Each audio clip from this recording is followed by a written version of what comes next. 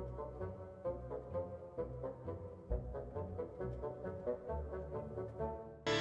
the sky, or in my mind, flight of dragon. Did Danny Sexton do the fucking soundtrack? No, I told you, Don McLean. Love. Is Danny Sexton John McClane? I don't know, but The answer is no. But it was written by Jules Bass and Maury Laws and performed by Don McLean. He sings well. I listen to him on the old time radio all the time. it's fine. It's up to your dick line. Is My Vic? dick? Is that my dick line? Yeah, your dick line. My dick line's way down here. Your dick line. Look, you don't need to brag about how long your dick is. All right.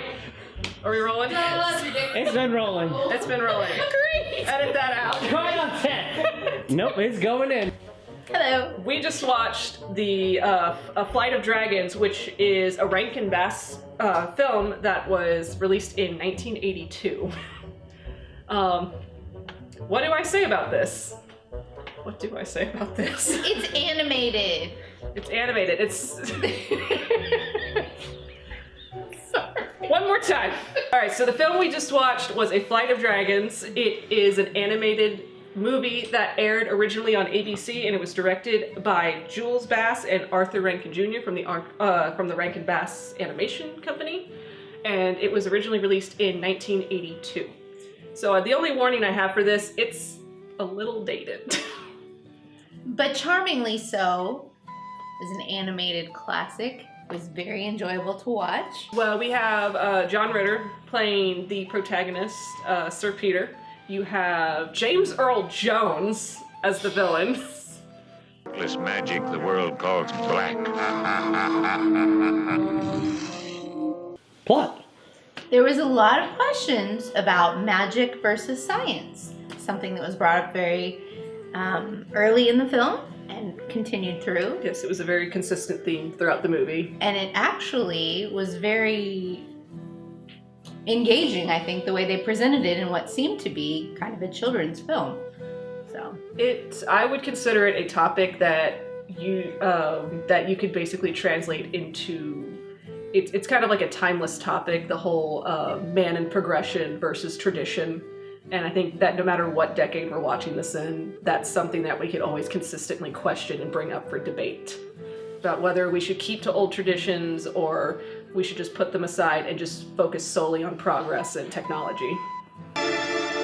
This cannot be. The worlds of magic and logic must exist side by side, not destroy each other.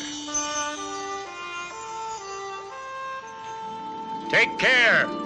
Be careful with your machines, I say! yeah, absolutely. I feel like the way that they addressed the question and kind of put the decision up to the viewer was done in a pretty intelligent and logical, one of the other themes that they kept hitting on there. Logical theme of the movie. I refute your magic and I use logic. Science, Logic biology, anatomy. Algebra, anatomy, astronomy, biology, chemistry, geology, geometry, Straight fucking fire. mineralogy, oceanography, paleontology, physics, psychology, Nerd fight.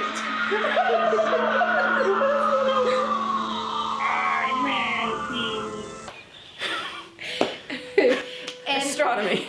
they didn't do so in a demeaning way. They did so in a very respectful and kind of engaging way. Again, I felt that, you know, even for a younger viewer, which unfortunately we are not at this point, but probably way back in first the time day. we saw, yes. First time, hey. It was absolutely interesting. Absolutely. Allow me to reach up and pluck down the sun. 7 heads and each one a simpleton. Not magic, gas head. Mathematics. Dead. Oh, thank God. Thank you, penis nose. It was a healing spell. This movie was actually banned. Think of him as anything other than else? Fun fact, this movie was actually banned from Israeli broadcast because they believed the art style for some of the characters was anti-Semitic. It was a very good movie. It was very enjoyable. The Guy plot- goes... Yeah. A guy who created Game Come down and goes join into said game, basically. From what we know, if it's a game. Yes. The Flight of Dragons is what he called it. So he is enlisted by what is The Wizards. Yeah, the Wizards. And, I'm sorry. Antiquity. Antiquity is who chose him, and from what I'm understanding, he's from our time, from the 20th century, and he's pulled into the past, I'm assuming.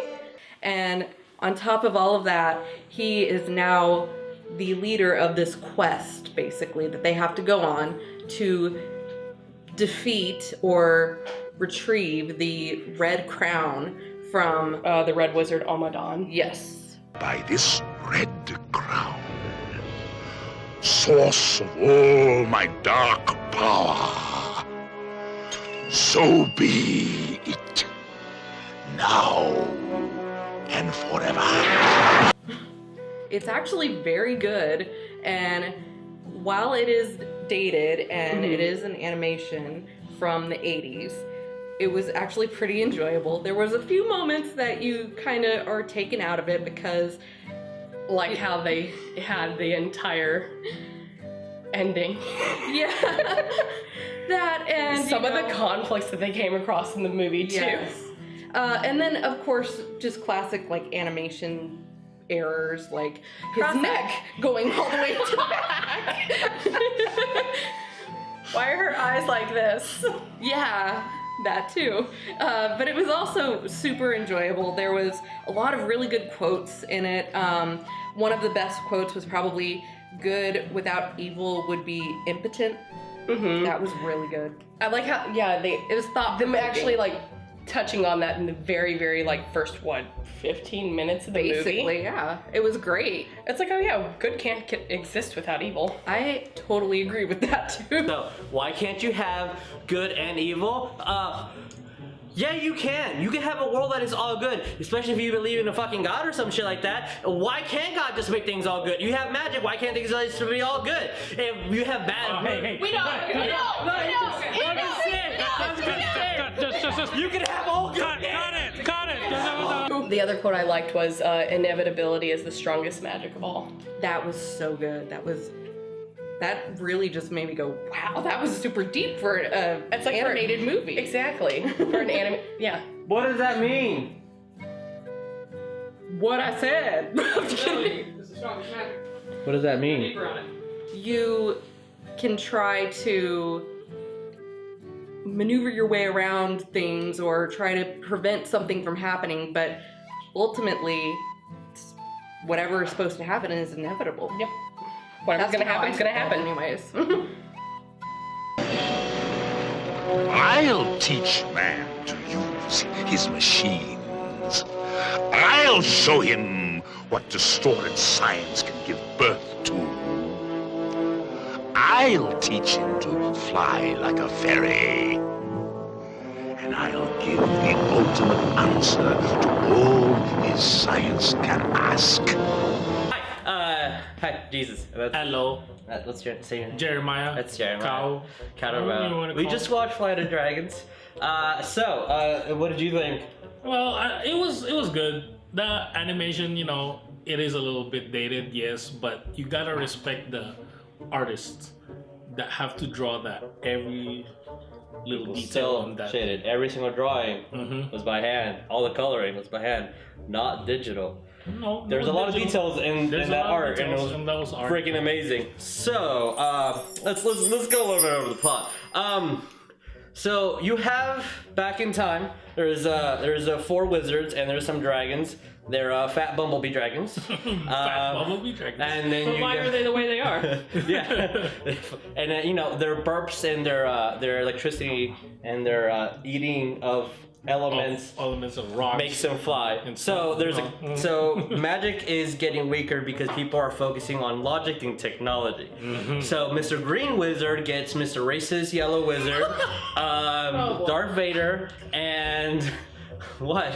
And the sea wizard, and they all get together and they're like, what can we do? They propose a retirement home where Thanos used to live. And they're like, if we concentrate all the magic here, it's good, because humanity, even though they haven't been shown yet, does not understand that magic is important, even though they're not believing in magic anymore. Because, according to the logic in the movie, is that people base their inspirations off of magic. They saw wizards communicate to vast distances. That's the telephone. That's the radio. Yeah. Fairies can fly. We have airships. Airplanes. We have airplanes. We could have airships too. So, based on that, Mufasa was like, "No, let's just kill all humans." Let's start over. Let's kill all humans. And because wizards have a contract, as anyone who plays D&D knows, that wizards can't fight each other if they're brothers, so they enlist armies, and they have to go find the chosen one. Who's the chosen one? A fucking nerd from the 20th century. Where in the 20th century? A nerd. Boston? Boston. You gotta go Boston and fight that fucking nerd. So Can't actually see without my glasses, so.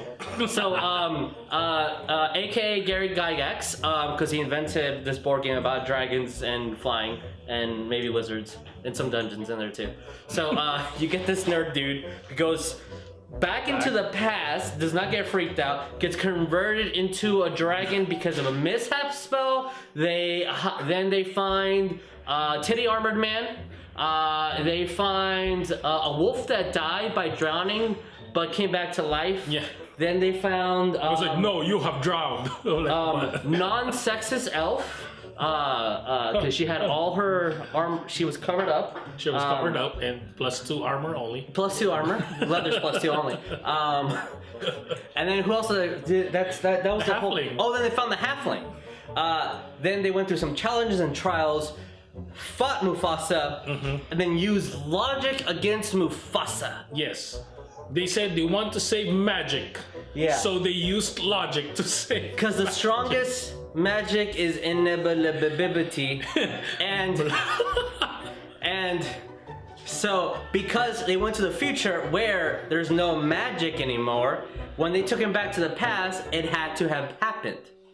So that was the course. So whenever the great Oval High Tree decided to say that this nerd is the chosen one, was because he was going to bring his logic and stuff. So does that mean that for the time that he went to the future, he had to have already come to the past to have it been in fruition?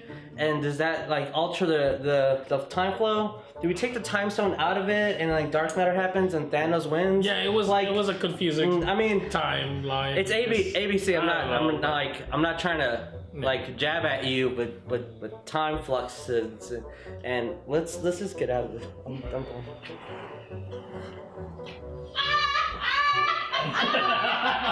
Because my DM decided that I need to talk about continuity errors here. And it was just recently pointed out to me. I mean, the animation, it's dated for what it is. It was made in the 80s, and you know, it looks a little awkward and stiff at times. Sometimes not a lot of the characters are on model. You have a princess looking 2 different directions sometimes with her eyes. And on the goddamn DVD box, the Green Wizard's not even wearing green robes. What is that? It's a penis nose. Noses. That's my respect for you. Study of noses in this movie. Just check it out.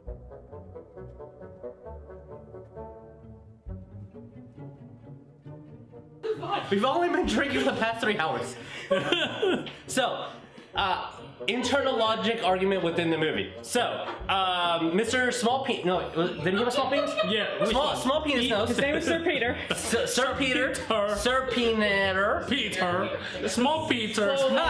This is turning into a drunk movie. Okay, so Sir Small Penis Nose said he was fighting Mufasa at the end of the movie, and how he was defeating him was he was denying his existence. To save magic. To save magic, he He's denying magic. He's denying magic. Again, inevitability is the strongest form of magic because you can't defy it because it's been written in stone. Is that faith talking? Do we have our own? Is that a determinism argument? We're not going to fucking discuss that. Philosopher. He was defying the big baddie, right? He was saying stuff like, I defy you because based on these logical and scientific premises that govern our world. For what we understand, gravity works this way. From what we understand, light works this way. From what we understand, these are mathematical equations that are infallible because math transcends language, and math is universal no matter where it is. 1 + 1 will always equal 2 no matter what dimension, what pre-existent you are. Logic is infallible. I am standing in front of this fire-breathing Tiamat, and I am saying, I defy you. I defy your existence. Yet, I am seeing you. I am feeling you.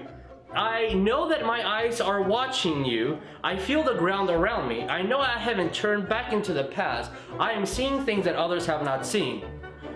Can you legitimately say that you defy it, that you know that is not real? When you say that you are perceiving something differently with your senses than with your mind, I could only prove that I am real. I could only prove that I exist and nothing else. Was that the message of the movie? Oh, no.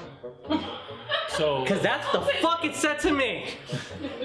Prove me wrong. They said seeing Counterpoint is believing. here. It's basically. What's going on? Okay, so. Okay, alright. Counterpoint. Wait, get in the shot. Your team won. Get in the shot, Lee. I'm way down here. Alright, so Anyway, the point I'm trying to make here, I get what you're saying about the whole Yes. being able to try to refute what you are currently experiencing, but do you think that he did it as a method to take power away from the wizard because the wizard? So the real power was self-doubt. I think it's choice. The real power is depression. Oh. Yeah. I think it's And what did choice. we learn from last time? How to get rid of depression? Just be happy. Be happy. Just be happy. Just make yourself happy. Just go LARP in the woods. Go LARP in the woods. That's where it is. And that's what they did. They LARPed in the woods. I'm like, oh, I don't believe in dragons, even though I'm seeing you and I got burned by it and I got turned by it. So in an argument, if I believe in a dragon hard enough, it will exist, right? I think it's all a choice. You a dragon breaking. Are you a code Fix that in post. All right. We're gonna edit a dragon in post, and it's gonna come in. Hold on. Next scene. Wait, we need the marker for the dragon. Okay, it's gonna be right here. This is where your eye line is, right? Wait. It's getting all right. There you go. It's big. It's menacing. Hold on. We gotta draw next here. Guys, we gotta do this for effects. This is a dragon. Jazz hand of decision. Are we green screening? But instead of his white screen. We got a chroma key under here. It's fine. Yeah. Chroma key the dragon. See, look, I lift the tarp and there's a dragon underneath. The voice acting, for sure. Yeah, again, James Earl Jones. Mufasa. Yeah, John Ritter for the time. Yes. James Gregory as Smurgle. Yes. Yes. And then Victor, Bono, sorry. The Italians are gonna murder you. I'm sorry, guys. Who I think when I looked him up, he was known also as a man of 1,000 voices. Yes, he absolutely was. And this was his last movie too. That's really sad. Yeah. But he did an amazing job. Mhm. Oh my god. But the other thing is that, you know, with the voice acting, a lot of people could argue it and be like, oh no, they kind of like overacted like with the voicing and stuff like that. But me personally, with the way how the overacting, you could tell they had fun with it. Yes. They did. They had a lot of fun. And me personally, I like a villain who overacts. Oh my god. Over the laughs. His laugh in particular was so freaking great. Every single Doom. It was beautiful. And James Earl Jones doing that too. Sorry, I really suck, but you know, he's awesome, man, and I love him. Attack, demolish, devour, and death be thy destination. Doom, doom,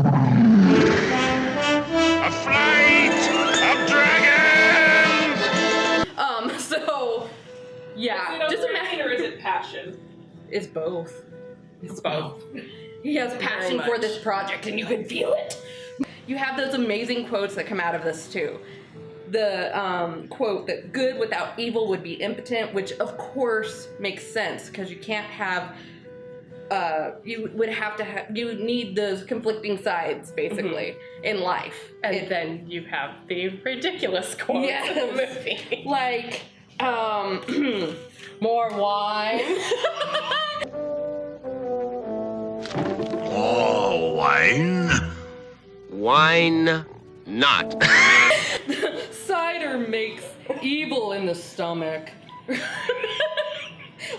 Just beautiful things like that. That just come out. Wine. Yes, No, my dear. Cider makes evil magic in the stomach. more wine. Why not? Which honestly made all of us go, screw you. Lee, look, stop being drunk, please. You want me to drink? Was this movie a good film or just a fun movie?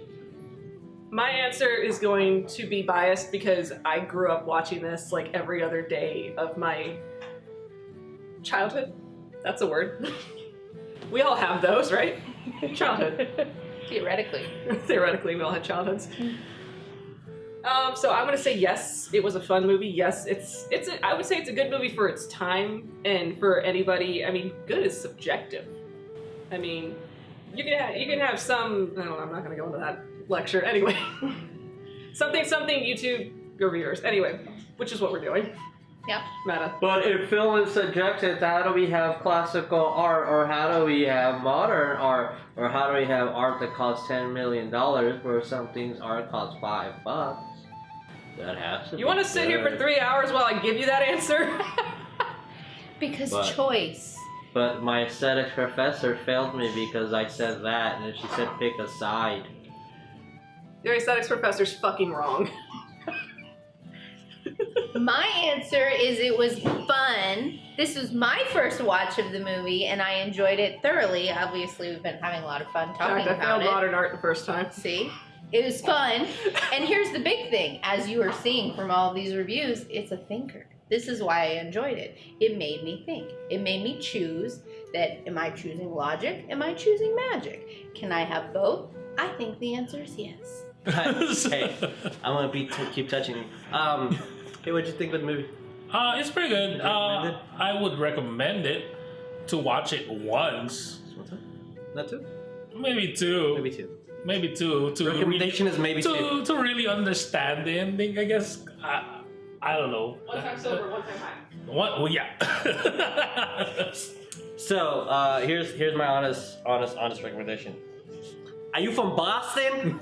Are you a fucking nerd? If you are, and you like some fucking shit like Dungeons and Dragons, you might fucking want to watch this movie. If you like that shit, that whole, drawn by hand, and then colored, and, some interesting art and shit, then you're fucking Boston.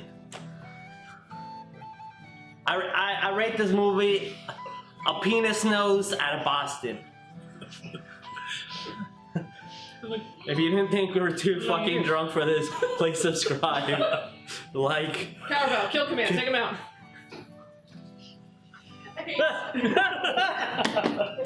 Flight of dragons.